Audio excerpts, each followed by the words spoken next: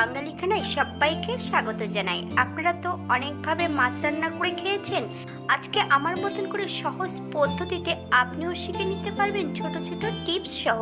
তবে এই মাছগুলো কিন্তু পুকুরে হয় না, নদীতে অথবা সমুদ্রে হয়। এতদিন এই মাছগুলো ছোটই আমি খেয়েছি, কিন্তু আজকে দেখলাম এই মাছটা অনেক বড়। এই মাছের নামটা হলো রিঠা মাছ। আপনারা কখনো খেয়েছেন কিনা আমি জানি না, একবার কমেন্ট করে জানাবেন। এতটাই সুস্বাদু খেতে, আপনি একবার এমনভাবে রান্না করলে বারবার রান্না করবেন। তবে আমার বাড়িতে কিভাবে রিঠা মাছ রান্না করা হলো চলুন সেটা একবার দেখে নিয়ে যাক ভিডিওর মাধ্যমে। আগের থেকে 4 পিস মাছ আমি ধুয়ে পরিষ্কার করে রেখেছি। এই পর্যায়ে মাছের গায়ে পরিমাণ মতো নুন হলুদ লাগিয়ে নিতে হবে। তবে আমি এখানে একটু কাঁচা সর্ষের তেল দিয়ে নেব।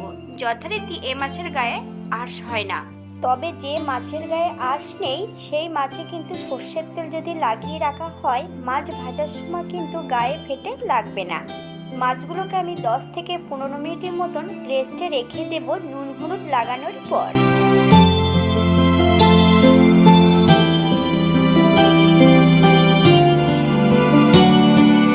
একটা কড়াইতে বেশ কিছুটা সাদা তেল অ্যাড করব। মিডিয়াম সাইজের 2টো পেঁয়াজ বেশ মিহি করে কুচিয়ে নিয়েছি। পেঁয়াজগুলোকে বেশ ভালো করে ভেজে নিতে হবে, তবে একটু বেরেস্তার থেকে আমি কম ভেজে নেব। আপনারা আপনাদের পছন্দ মতন পেঁয়াজগুলো ভেজে নিতে পারেন।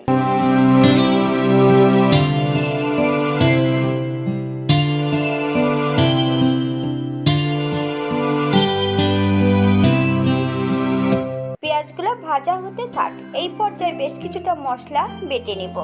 আদা, জিরে, ধনে, শুকনো লঙ্কা, 2টো কাঁচা লঙ্কা নিয়েছি, 2 কোয়া রসুন, দারচিনি, এলাচ, লং, সামান্য একটু লবণ দিয়ে বেশ মিহি করে একটা পেস্ট বানিয়ে নিতে হবে।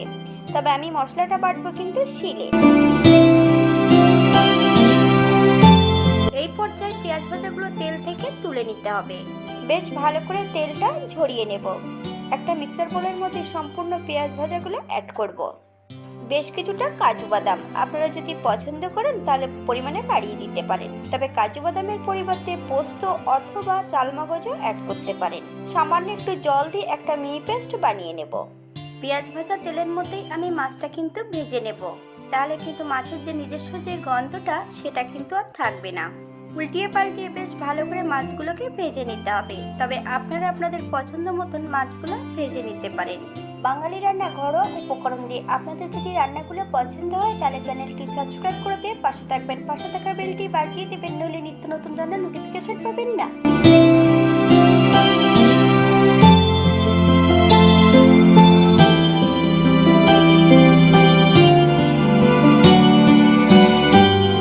বাটা মশলার মধ্যে অন্য উপকরণ একটু মিশিয়ে নেব। পরিমাণ মতন হলুদ গুঁড়ো আর 2 থেকে 3 চামচের মতন কাঁচা সর্ষের তেল। আপনারা যদি পছন্দ করেন তাহলে পরিমাণে বাড়িয়ে দিতে পারেন। মশলাটা বেশ ভালো করে মিশিয়ে নিতে হবে।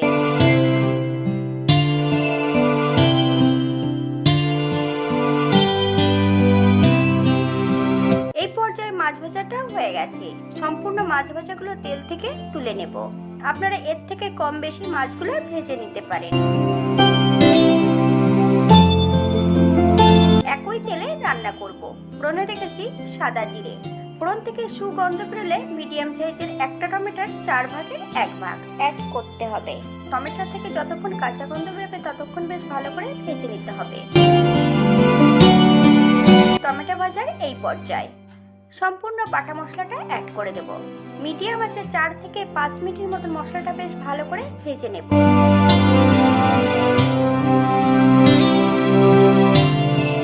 5 মিনিট পর এই পর্যায়ে অ্যাড করব মশলা ধোয়া বাটি থেকে সামান্য একটু জল।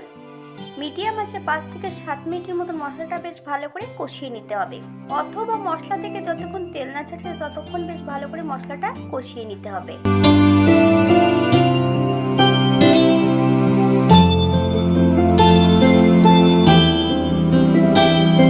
মশলা থেকে তেল ছেড়ে দিয়েছে। এই পর্যায়ে অ্যাড করব সম্পূর্ণ কাজু আর পেঁয়াজ বাটাটা অ্যাড করে দেব। 2 থেকে 3 মিনিটের মতন লো ফ্লেমে বেশ ভালো করে রান্না করে নিতে হবে। হাই ফ্লেমে যদি রান্না করা হয় কাজু বাদাম দেওয়া আছে, কড়াইয়ের নিচটাতে অনেক সময় লেগে যেতে পারে।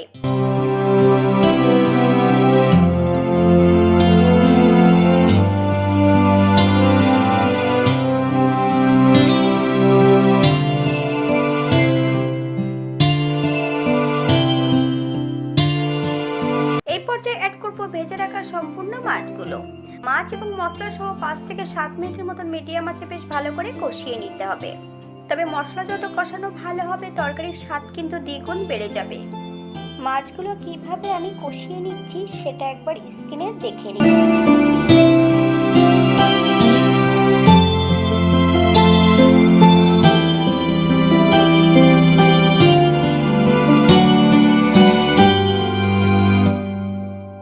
মশলা কষানোর এই পর্যায়ে আমি গ্রেভির জন্য 1 বাটি জল অ্যাড করব। এই মিক্সারের বাটিটা ধুয়ে কিন্তু আমি জলটা অ্যাড করে দিয়েছি। আপনাদের যতটা গ্রেভির প্রয়োজন আপনারা ততটা জল অ্যাড করতে পারেন।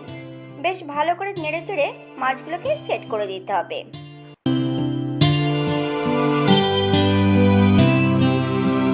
এই পর্যায়ে আমি 5 থেকে 7 মিনিটের জন্য ঢাকা দিয়ে রেখে দেব একদম লো ফ্লেমে। তবে শুধু ঢাকা দিলে হবে না, মাঝে মাঝে কিন্তু ঢাকা খুলে একটু নেড়ে দিতে হবে।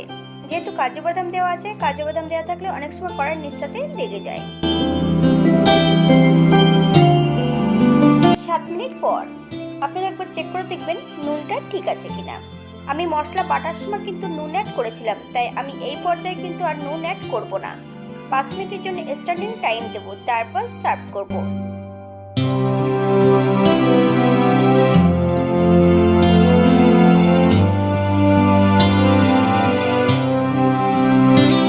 দেখতে যেমন ভারী সুন্দর হয়েছে, এটা কিন্তু গরম ভাতে খেতে কিন্তু অসম্ভব ভালো।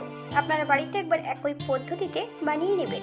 যারা পেঁয়াজ রসুন পছন্দ করবেন না, অন্য উপকরণ দিয়ে রান্নাটা করে নিতে পারবেন খুব সহজে।